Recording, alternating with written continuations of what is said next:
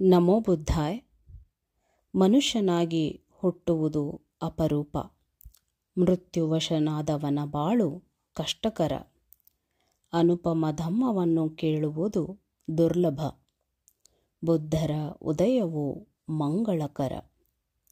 ಬುದ್ಧರ ಉದಯವು ಸಂತೋಷಕರ. ಅನುಪಮ ಧಮ್ಮ ಉಪದೇಶವು ಆನಂದಮಯ. ಸಂಘದ ಒಕ್ಕಟ್ಟು ಹರ್ಷದಾಯಕ. ಕೂಡಿಕೊಂಡು ತಪಸ್ಸು ಮಾಡುವುದು ಸಂತಸದಾಯಕ. ಭಗವಾನ್ ಬುದ್ಧರು ನೀಡಿದ ಸವಿಸ್ತಾರವಾದ ಧಮ್ಮ ಪ್ರವಚನವನ್ನು ಹಾಗೂ ಎಲ್ಲ ಸಂಗತಿಯನ್ನು ಧಮ್ಮ ಪದದ ಪ್ರತಿ ನುಡಿಗಳಲ್ಲಿ ನಾವು ಕಾಣಬಹುದು.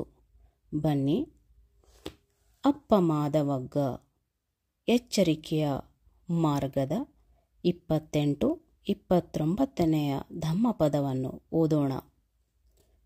ಪಮಾದಂ ಅಪ್ಪಮಾದೇನ ಯಥಾನುದತಿ ಪಂಡಿತೋ ಪಜ್ಞಾಪಾಸಾದಮಾರುಣ್ಯ ಅಶೋಕೋ ಶೋಕಿನಿಂಪಜಂ ಪಬ್ಬತ್ತಠ್ಠೋವಾ ಭುಮ್ಮಟ್ಟೆ ಧೀರೋ ಬಾಲೆ ಅವೇಕ್ಷತಿ.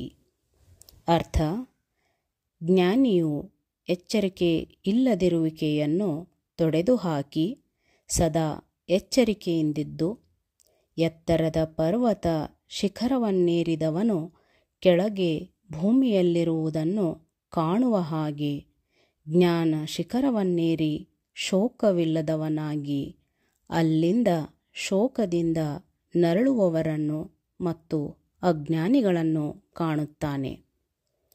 ಅಪ್ಪಮತ್ತೋ ಪಮತ್ತೇಸು ಸುತ್ತೇಸು ಬಹು ಜಾಗರೋ ಅಭಲಸ್ಸವಂ ಶೀಘ್ರಸ್ಸೋ ಹಿತ್ವಾ ಯಾತಿ ಸುಮೇಧಸೋ.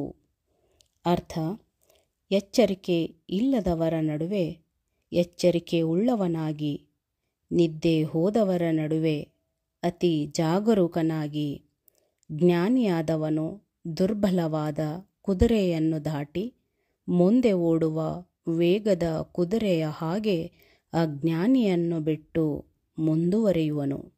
ನಮೋ ಬುದ್ಧಾಯ್.